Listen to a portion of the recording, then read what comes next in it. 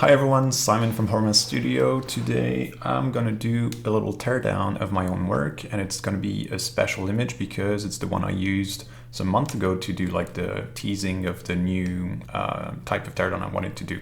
And so it's a school that I worked on for a client that was actually 5 years ago, and it was the first commission project that I've worked on. So it's definitely not a good image or like a good set of images, but there's plenty of things to to learn from it, and I want to sort of share this with you so that we can sort of see how we can learn from that. So yeah, let's get started.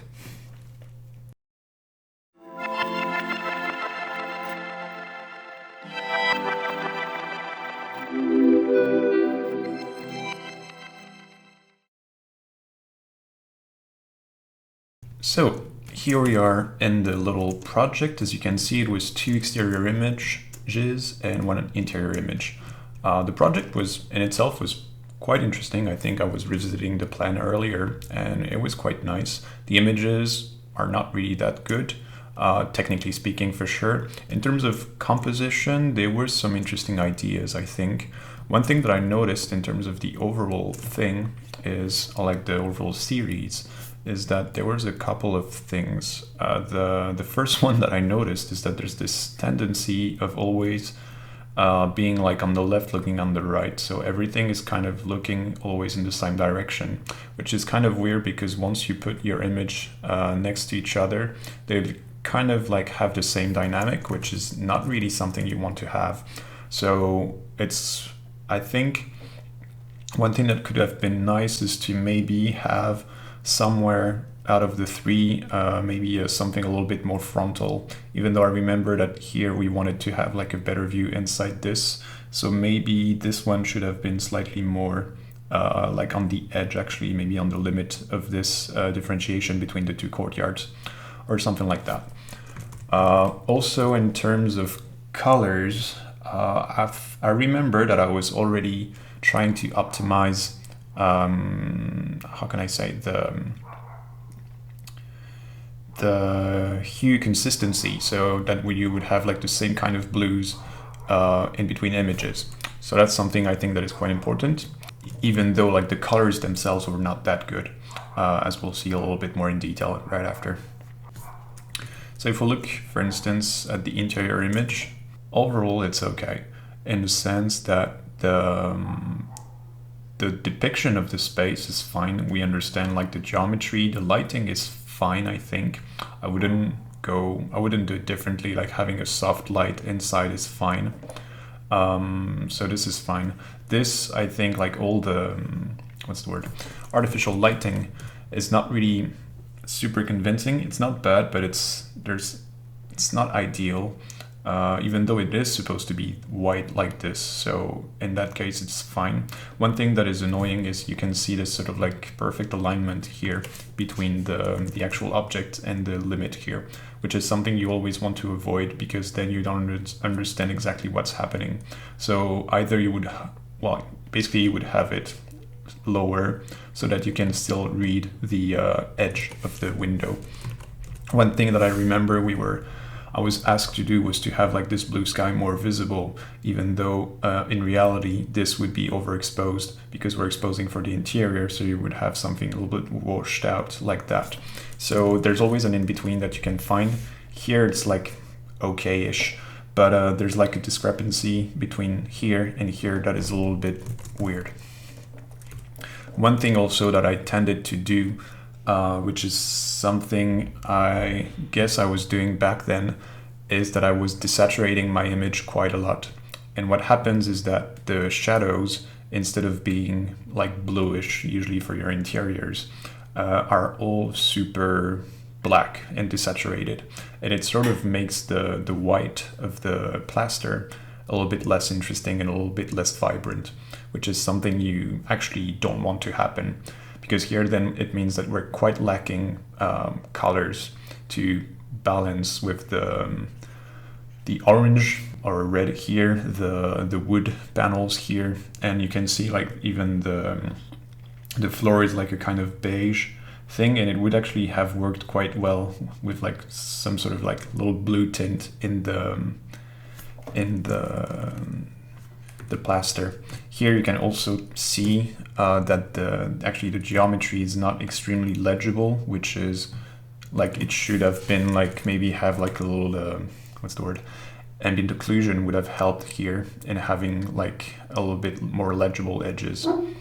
Also, I think my texture of the like acoustic panels is slightly oversized, which is a bit annoying. In terms of details, it was fine. I can see that I tried to have like a decent mapping so that not everything is like going the wrong direction or the same direction, which is fine. You can also see that the box mapping is like slightly offsetted so that you don't see the same thing. So this is quite okay. The texturing of this is weird, but it's fine. There are like a couple of weird stuff happening in terms of oh, this is not the right thing. Just a second. I want this. You can see that in terms of saturation, we have like a lot of discrepancy between, even the wood is like too saturated, so it's a bit annoying. But and you can see also here all the little like toys are maybe a little bit too much saturated. So I would probably have a go at this here. And also one thing, I think in terms of people placement, this little story here is kind of interesting, even though like the cutouts are super desaturated, which is not fine.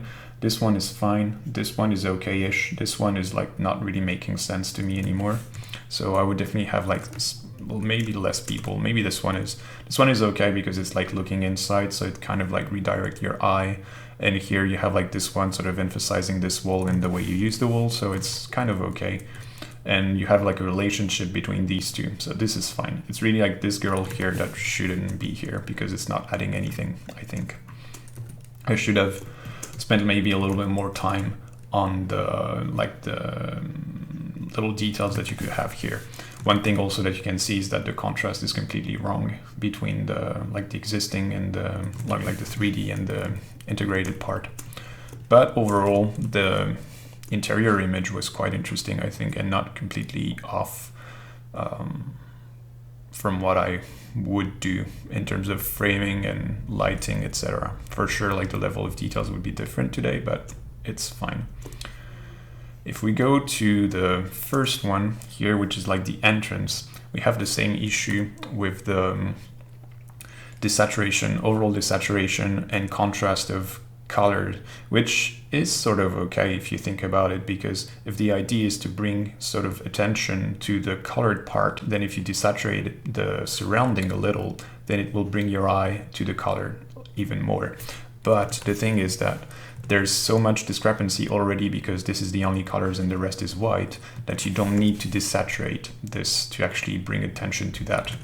So, and that's actually one thing I was noticing earlier, is that, as I said for the interior part, is that all my shadows are black and instead of being kind of bluish. And when you think about it, it would have been interesting to have blue because it would have been like a nice play of color between the bluish shadows and the sort of really colorful, warmer shade system that we have here and here.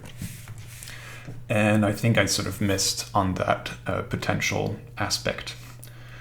One thing also that could have been nice is maybe to have like I think I was too strict on like what was the context, because you can always add like a hedge or stuff like that. It doesn't really change anything and it can always like happen. So maybe there was something with the vegetation that could have been more interesting. Also, one thing that was definitely not working, but I actually remember struggling trying to make it work, is that you can see that behind here, it's like this idea of a box and you still can't really read it. And it's because of the lighting system, that the lighting orientation, I think. And even though I'm not exactly sure how I would do it now, but there's definitely something that doesn't work. I think also the fact that this is completely desaturated in black or like grayish is not really selling in terms of like an inviting entrance for a school. One other thing regarding the framing maybe is that I think that we have too much of this, so maybe it would have been worth cropping a little bit earlier, because this is like a lot of lost space and it doesn't really help in balancing anything. One thing also that I noticed that is interesting with the cutouts is that the foreground, they're kind of looking outward, which is not really what you want, because it's sort of like the way you enter the image, you kind of see these guys and you're kind of like going that way. Or when you see this little dude here, you're going that way. Whereas what you would want to happen is to sort of lead your eye towards the sort of like centerpiece. Especially here, because it's not annoying, but like the fact that this is up means that your eye might go there, whereas you kind of want them to be brought back. And having this super dark is actually not like the difference in brightness here, because if you look at the, what's the word, the black and white version, you can see that this is quite dark.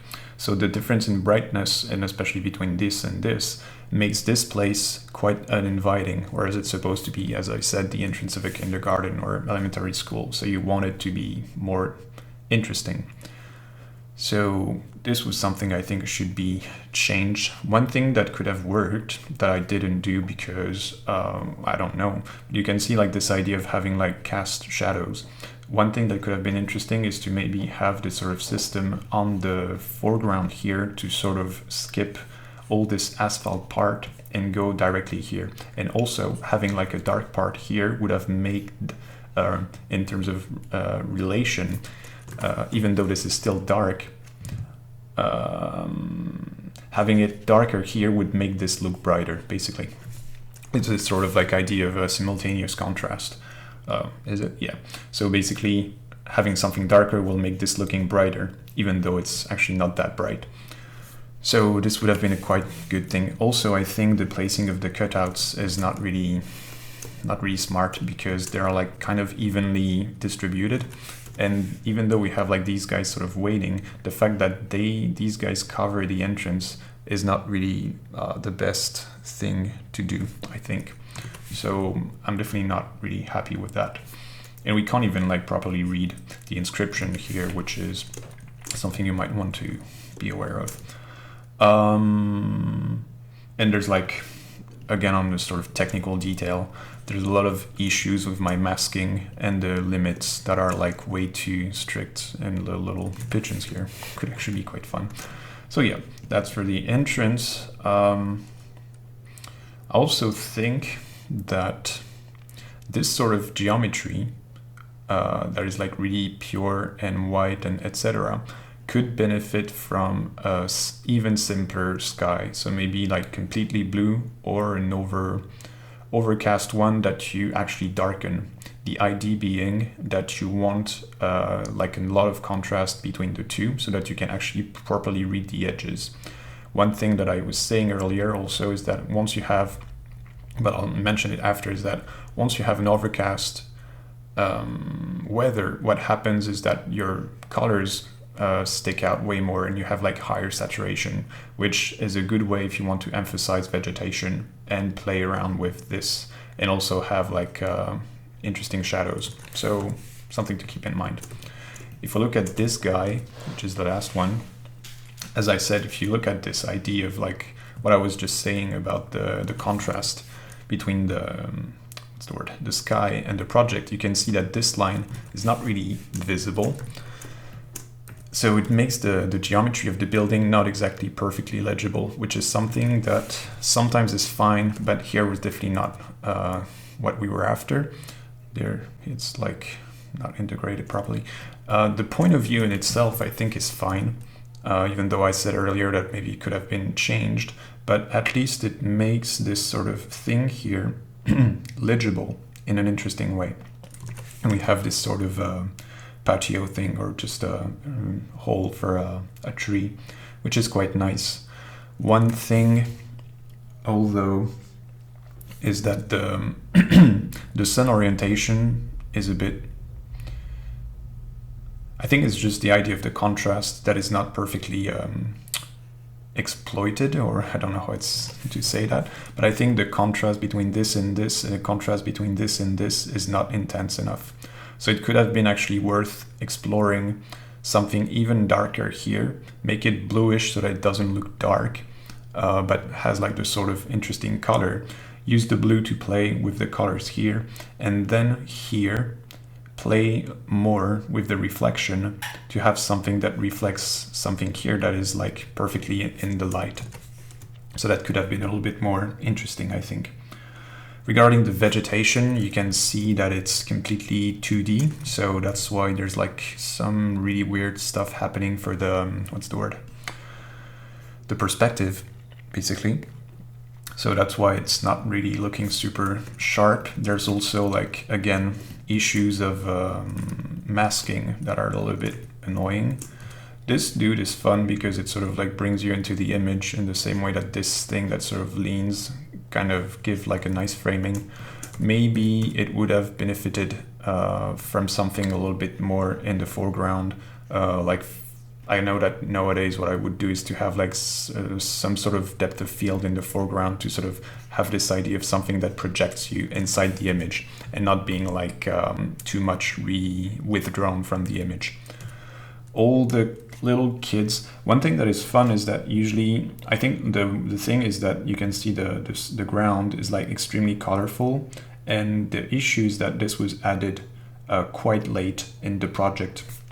And one thing that I tend to quite do when I work on schools, because I do actually quite many of them, is that I quite like to have to use the people as really like dots of colors in the project and sort of have more subdued and let's say refined lighting and color management for the rest of the building.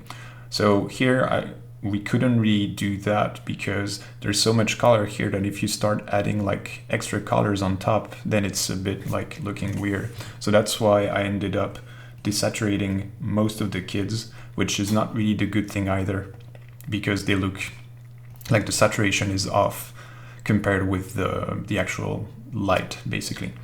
So this is not the right way to do it. What I should have done is to like rework the color and make them like maybe slightly more bluish, etc.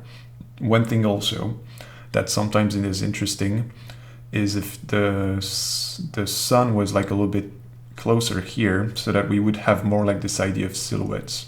And then when you're dealing with silhouettes, you have less problems with colors because, well, they're like all dark, and you would have like shadows coming towards you, which could have been something quite interesting. There's also like issues again with the way the trees are integrated, etc. But it's like details. So again, also like the reflection is not really